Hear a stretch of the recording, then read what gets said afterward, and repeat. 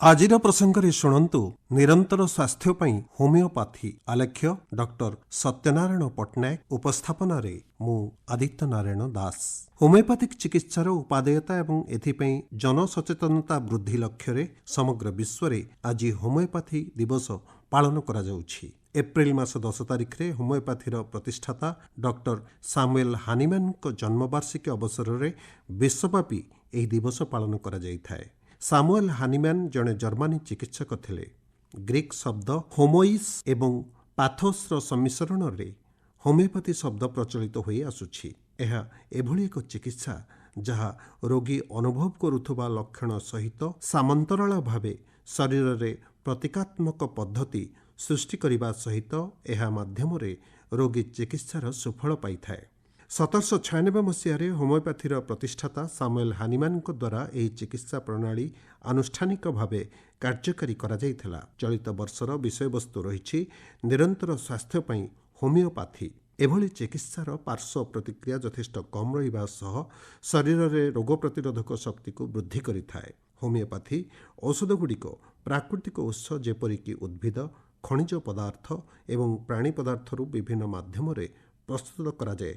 ଶୁଷ୍କ ଏବଂ ତରଳ ଏହିଭଳି ଦୁଇ ପ୍ରକାରର ହୋମିଓପାଥି ଔଷଧକୁ ପ୍ରସ୍ତୁତ କରାଯାଇଥାଏ।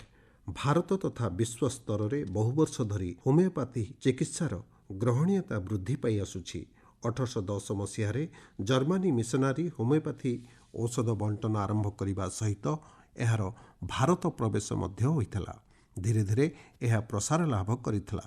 ସାମୁଏଲ ହାନିମ୍ୟାନଙ୍କ ଶିଷ୍ୟ ଜନ୍ ମାର୍ଟିନ ହନିବର୍ଗର ଭାରତରେ ଏହି ଚିକିତ୍ସାର ଆରମ୍ଭ କରିଥିଲେ। 1839 ମସିହାରେ ମହାରାଜା ରଣବୀର ସିଂଙ୍କ ଉପରେ ତାଙ୍କର ସଫଳ ଚିକିତ୍ସା ଉଚ୍ଚ ବର୍ଗ ଏବଂ ସାଧାରଣ ଜନତାଙ୍କ ମଧ୍ୟରେ ଏହାର ଗ୍ରହଣୀୟତାକୁ ଯଥେଷ୍ଟ ପରିମାଣରେ ବୃଦ୍ଧି କରିଥିଲା। 1847 ମସିହାରେ ତାମିଲନାଡୁର ତାଞ୍ଜୋରରେ ଦେଶର ପ୍ରଥମ ହୋମିଓପାଥି ଚିକିତ୍ସାଳୟ ପ୍ରତିଷ୍ଠା ହୋଇଥିଲା। ପର୍ଯ୍ୟାୟକ୍ରମେ ଏହା କଲିକତା, ବନାରସ ଏବଂ ଆହ୍ଲାବାଦକୁ ବିସ୍ତାରିତ ହୋଇଥିଲା। ସ୍ୱାଧୀନୋତ୍ତର ଭାରତରେ ହୋମିଓପାଥି ଚିକିତ୍ସାକୁ ଅଧିକ ବ୍ୟାପକ କରିବା ଲକ୍ଷ୍ୟ ନେଇ ସରକାର କେତେକ ପଦକ୍ଷେପ ଗ୍ରହଣ କରିଥିଲେ। 1973 ମସିହାରେ କେନ୍ଦ୍ରୀୟ ହୋମିଓପାଥି ପରିଷଦ ଏବଂ 1978 ମସିହାରେ ହୋମିଓପାଥିରେ କେନ୍ଦ୍ରୀୟ ଗବେଷଣା ପରିଷଦ ପ୍ରତିଷ୍ଠା କରାଯାଇଥିଲା। ହୋମିଓପାଥି ଚିକିତ୍ସା କ୍ଷେତ୍ରରେ ଶିକ୍ଷା, ଗବେଷଣା, ନୀତିନିୟମ ପ୍ରଚଳନକୁ ଏହା ସୁଦୃଢ଼ କରିଥିଲା।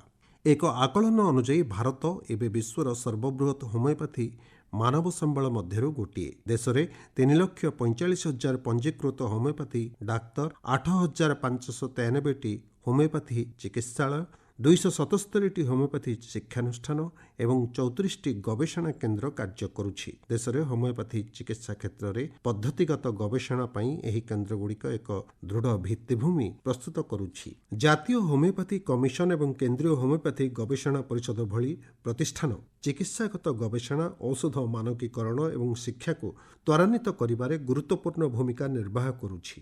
ହୋମିଓପାଥି ଏବଂ ଅନ୍ୟାନ୍ୟ ପାରମ୍ପରିକ ଚିକିତ୍ସା ବ୍ୟବସ୍ଥାକୁ ସ୍ୱାସ୍ଥ୍ୟସେବା ପ୍ରଦାନର ମୁଖ୍ୟ ଧାରାରେ ସାମିଲ କରିବା ଲକ୍ଷ୍ୟ ନେଇ ସରକାର ବିଭିନ୍ନ ପଦକ୍ଷେପ ଗ୍ରହଣ କରିଛନ୍ତି। ଆୟୁଷ ମନ୍ତ୍ରଣାଳୟ ମାଧ୍ୟମରେ ଶିକ୍ଷା, ଗବେଷଣା, ଚିକିତ୍ସା ଏବଂ ସାର୍ବଜନୀନ ସ୍ୱାସ୍ଥ୍ୟ ସମନ୍ୱୟ ମାଧ୍ୟମରେ ହୋମିଓପାଥିକୁ ସୁଦୃଢ଼ କରିବା ଲକ୍ଷ୍ୟ ନେଇ ଶୃଙ୍ଖଳିତ ଢାଞ୍ଚାରେ ସରକାର କେତେକ ଯୋଜନାକୁ କାର୍ଯ୍ୟକାରୀ କରିଛନ୍ତି। ଏଭଳି ଦୂରଦୃଷ୍ଟି ସମ୍ପନ୍ନ ପଦକ୍ଷେପଗୁଡ଼ିକ ଦ୍ୱାରା ଦେଶର ସ୍ୱାସ୍ଥ୍ୟସେବା ବ୍ୟବସ୍ଥାରେ ହୋମିଓପାଥି ଏକ ନିରାପଦ, ପ୍ରଭାବଶାଳୀ ଏବଂ ବିଜ୍ଞାନସମ୍ମତ ବୈଧ କ୍ଷେତ୍ର ଭାବେ ପରିଣତ ହୋଇ ଆସୁଛି। ଜାତୀୟ ସ୍ୱାସ୍ଥ୍ୟ କାର୍ଯ୍ୟକ୍ରମ ସହିତ ସମନ୍ୱୟ ରକ୍ଷା ମାଧ୍ୟମରେ ଦେଶବ୍ୟାପୀ 1,84,235ରୁ ଅଧିକ ଆୟୁଷ୍ମାନ ଆରୋଗ୍ୟ ମନ୍ଦିର କାର୍ଯ୍ୟକ୍ରମ କରାଯାଇଛି। ହୋମିଓପାଥି ପ୍ରତିଷ୍ଠାନଗୁଡ଼ିକର ଗୁଣବତ୍ତାକୁ ଉନ୍ନତ କରିବା ସହିତ ଗବେଷଣା ଓ ଚିକିତ୍ସା ଉତ୍କର୍ଷତାକୁ ପ୍ରୋତ୍ସାହନ ପ୍ରଦାନ କରିବା ଲକ୍ଷ୍ୟରେ ଆୟୁର ସ୍ୱାସ୍ଥ୍ୟ କାର୍ଯ୍ୟକ୍ରମ ପ୍ରଚଳନ କରାଯାଉଛି। ସେହିଭଳି ହୋମିଓପାଥି ଚିକିତ୍ସକଙ୍କ ମଧ୍ୟରେ ବୃତ୍ତିଗତ ଦକ୍ଷତା ବିକାଶ ଏବଂ ଗବେଷଣା ଭିତ୍ତିକ ପଦକ୍ଷେପକୁ ଆୟୁର୍ଜ୍ଞାନ କାର୍ଯ୍ୟକ୍ରମ ସହଯୋଗ ପ୍ରଦାନ କରୁଛି। ଏଭଳି ପଦକ୍ଷେପ ସ୍ୱାସ୍ଥ୍ୟସେବା ଦୃଷ୍ଟିପଟରେ ପରମ୍ପରା ଏବଂ ଆଧୁନିକୀକରଣର ସମନ୍ୱୟ ମାଧ୍ୟମରେ ବିଶ୍ୱସନୀୟତା ଓ ପ୍ରାସଙ୍ଗିକତା ଉଭୟକୁ ପ୍ରମାଣିତ କରିପାରିଛି।